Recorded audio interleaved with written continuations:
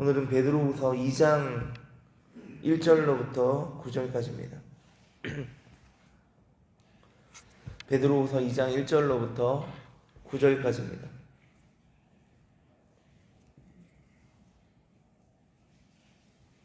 교독하고 마지막 절은 같이 읽겠습니다.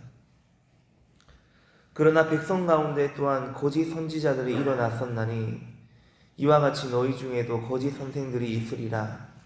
그들은 멸망하게 할 이단을 가만히 끌어들여 자기들을 사신 주를 부인하고 임박한 멸망을 스스로 취하는 자들이라.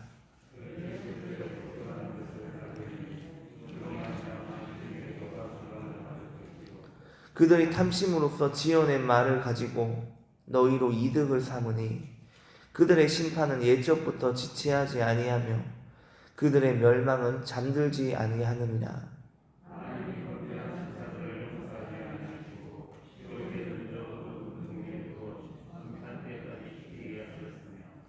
옛 세상을 용서하지 아니하시고 오직 의를 전파하는 노아와 그 7 식구를 보존하시고 경건하지 아니한 자들의 세상에 홍수를 내리셨으며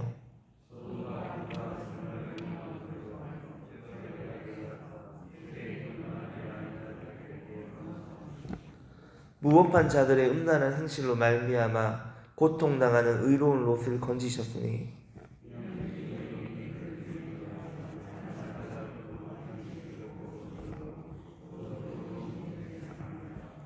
주께서 경건한 자는 시험에서 건지실 줄 아시고 불의한 자는 형벌 아래에 두어 심판날까지 지키시며.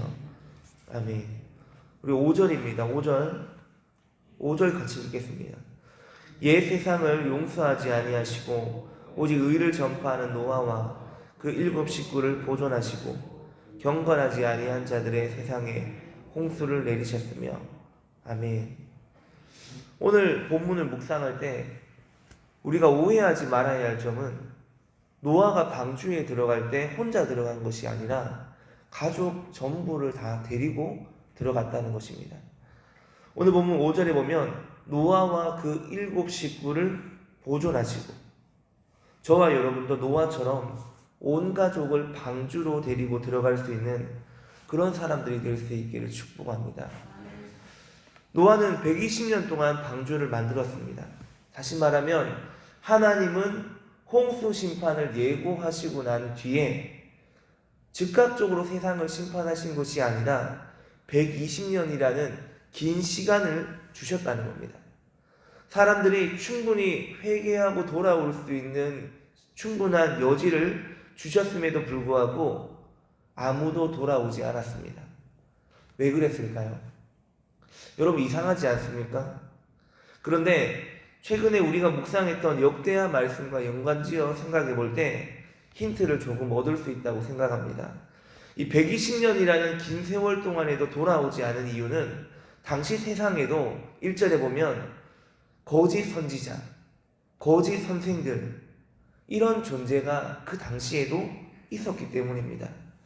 역대하에 나오는 구약의 이스라엘 역사를 되새겨 볼 때 많은 백성이 하나님이 보내주신 선지자보다는 그의 말을 거역하는 정반대로 말하는 거짓 선지자들의 말을 따라갔습니다. 역대기 마지막 왕들 시대에 어떤 일이 있었는지 우리는 익히 알고 있습니다. 이스라엘의 죄를 직시하며 하나님의 진노에 순종하고 회개하고 돌이키는 것을 하나님께서 원하신다라고 예레미야 선지자가 핍박 가운데 전하였지만 성전이 있는 하나님의 성읍 예루살렘이 어떻게 망할 수 있느냐고 거짓 선지자들이 백성들에게 잘못된 낙관주의를 부추겼습니다. 그것이 백성들의 귀에는 훨씬 더 듣기 좋은 말이었습니다. 당연히 거짓 선지자, 거짓 선생을 따르는 무리가 엄청 많았습니다. 이들은 하나님의 말씀을 전하는 자가 아니라 사람들이 듣기 좋은 말로 미혹하는 자였습니다. 그리하여 하나님 말씀에 벗어나 자신의 육신이 원하는 바에 대해 거짓 선지자들의 말에 근거를 두고 정당성을 얻어 마음 놓고 자신이 원하는 것을 할 수 있게 된 것입니다. 여러분, 거짓은요 어느 시대나 가장 잘 팔리는 상품입니다. 여러분, 이 세상에 짝퉁이 이렇게 많은 이유는 짝퉁에 대한 수요가 많기 때문입니다. 거짓은 수요가 아주 많아서 공급자들이 언제든지 이윤을 챙길 수 있는 장사였습니다. 베드로는 그것의 실상을 오늘 본문에서 호색, 탐심, 무법과 불법, 음란 등으로 밝히고 있습니다. 그것은 노아 가족을 제외한 동시대를 살아가는 모든 사람들의 삶이었고, 소돔과 고모라 성에서는 롯 이외의 사람들이 모두 죄에 빠져 있던 상태였습니다.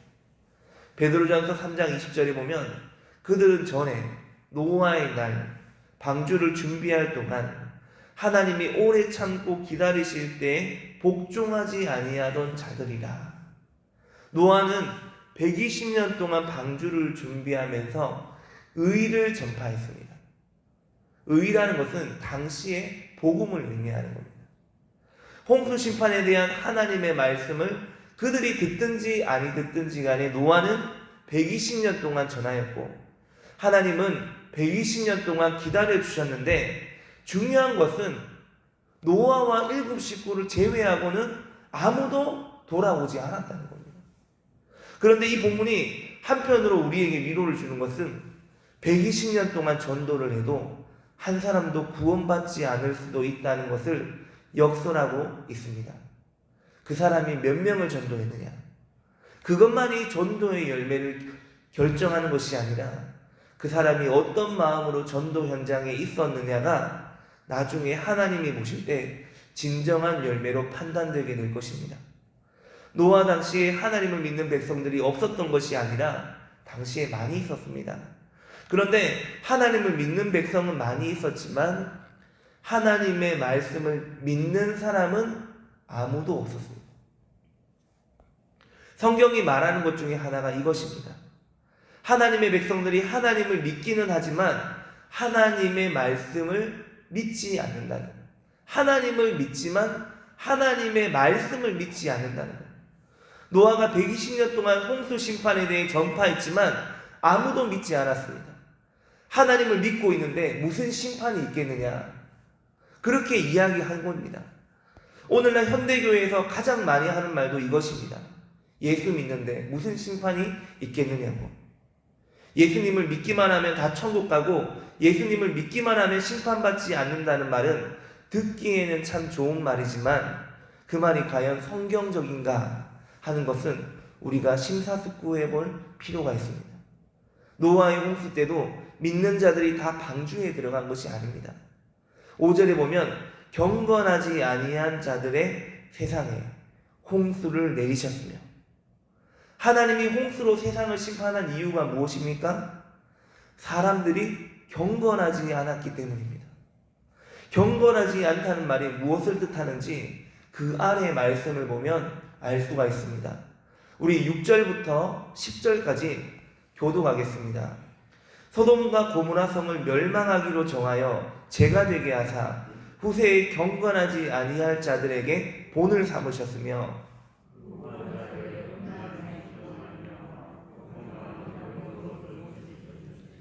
이는 이 의인이 그들 중에 거하여 날마다 저 불법한 행실을 보고 들으므로 그 의로운 심령이 상함이라.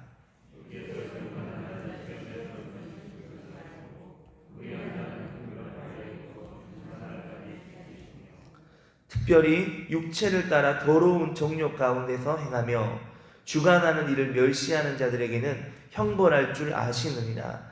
이들은 당돌하고 자긍하며 떨지 않고 영광 있는 자들을 비방하거니와. 자, 여러분 9절을 보십시오. 9절에 보면 주께서 경건한 자는 시험에서 건지실 줄 아시고 불의한 자는 형벌에 가두어 심판날까지 지키시며. 여러분, 경건한 자와 불의한 자가 반대되는 뜻으로 쓰였습니다. 경건하지 않은 것이 불의한 것입니다. 경건하지 않고 불의하다는 것은 10절에서 말하는 것처럼 육체를 따라 더러운 정욕 가운데서 행하며 사는 것을 의미하는 겁니다. 창세기 6장 5절에 보면 여호와께서 사람의 죄악이 세상에 가득함과 그의 마음으로 생각하는 모든 계획이 항상 악할 뿐임을 보시고 홍수 심판을 결정했다고 말씀하고 있습니다. 마음으로 항상 악한 생각만 한다는 것은 육체를 따라 육체의 욕망대로 사는 것을 말합니다.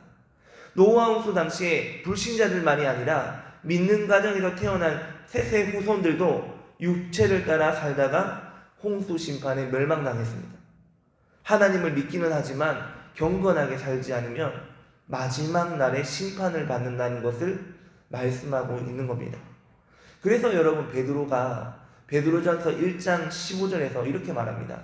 오직 너희를 부르신 거룩한 이처럼 너희도 모든 행실에 거룩한 자가 되라. 10절에 보면, 우리가 읽은 2장 10절에 보면 경건하게 살지 않는 사람들의 특징이 나오는데 이렇게 설명합니다.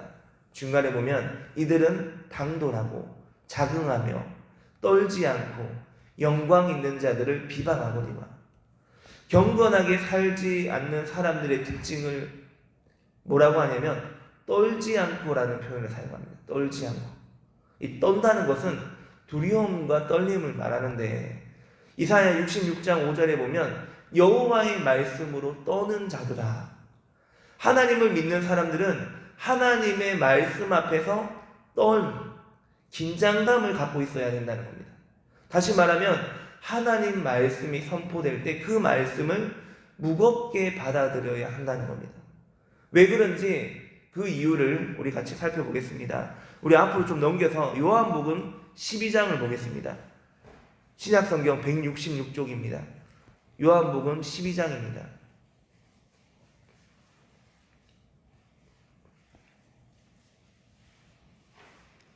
요한복음 12장 48절부터 50절인데 우리 같이 읽겠습니다. 48절입니다. 나를 저버리고 내 말을 받지 아니하는 자를 심판할 이가 있으니 내가 한 그 말이 마지막 날에 그를 심판하리라. 내가 내 자의로 말한 것이 아니요 나를 보내신 아버지께서 내가 말할 것과 이룰 것을 친히 명령하여 주셨으니 나는 그의 명령이 영생인 줄 아노라.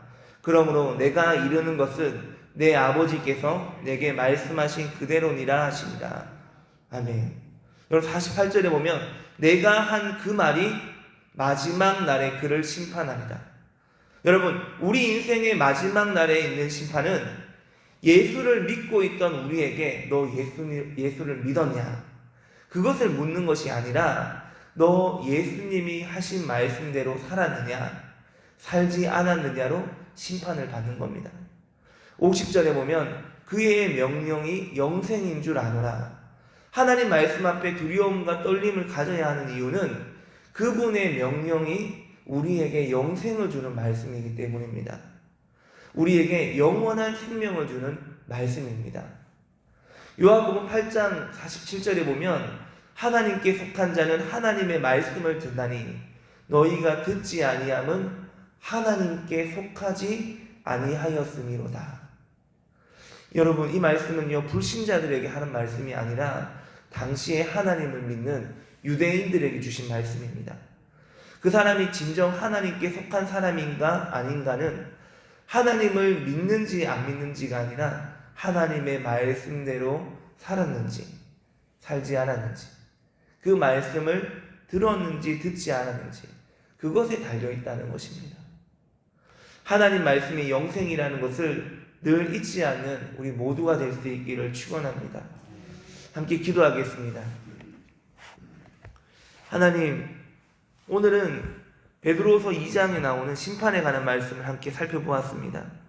하나님, 어쩌면 이 시대가 노아의 때요, 이 나라가 소돔과 고모라와 같은 도시가 되어가고 있지 않는지 생각해 봅니다. 세상은 점점 더 흉흉해지고 점점 더 악해져만 가고 노아와 같은 경건한 자는 이 세상에서 점점 줄어들고 있는 이 시대에 우리 새날교회는 빛을 발하여 마지막 때의 남은 자로서의 사명을 충실하게 감당하는 공동체가 되기를 원합니다. 우리는 예수님을 믿는 것을 넘어서 예수님을 따르는 제자의 삶을 살길 원합니다. 예수 그리스도의 제자된 영성이 우리 안에 뿌리 내리게 하여 주시옵소서. 하나님, 지금은 코로나로 인해 이제 5인 이상도 모이기 힘든 시즌이 왔습니다. 곳곳에서 산발적으로 감염자들이 속출하고 있고 코로나가 우리의 삶을 힘들게 하고 있지만 그럴수록 더 깨어 나라와 민족, 세계 열방을 위해 기도하는 새날 공동체가 되기를 원합니다. 하나님, 우리를 기억하시고 또한 우리를 긍휼히 여겨주시고 또 아버지 이때 우리를 사용하여 주시옵소서. 온라인으로밖에 예배할 수 없는 이 뼈아픈 현실 가운데 우리의 믿음이 더욱더 신앙으로 짙어지게 하여 주시옵소서. 우리가 어디서 예배하든지 그곳에 하나님 나라가 임하고 하나님의 처소가 펼쳐지게 하여 주시옵소서. 하나님, 성탄 예배를 준비하고 있습니다. 준비하는 모든 손길들을 기억하시고 은혜 내려 주시옵소서. 온라인으로밖에 예배할 수 없지만 하나님, 그 예배하는 현장 가운데 성탄의 기쁨을 맞이하는 시간이 되게 하여 주시옵소서. 감사드립니다. 예수님 이름으로 기도드립니다. 아멘. 하늘에 계신 우리 아버지, 아버지의 이름을 거룩하게 하시며 아버지의 나라가 오게 하시며 아버지의 뜻이 하늘에서와 같이 땅에서도 이루어지게 하소서. 오늘 우리에게 일용할 양식을 주시고 우리가 우리에게 잘못한 사람을 용서하여 준 것 같이 우리 죄를 용서하여 주시고 우리를 시험에 빠지지 않게 하시고 악에서 구하소서. 나라와 권능과 영광이 영원히 아버지의 것입니다. 아멘.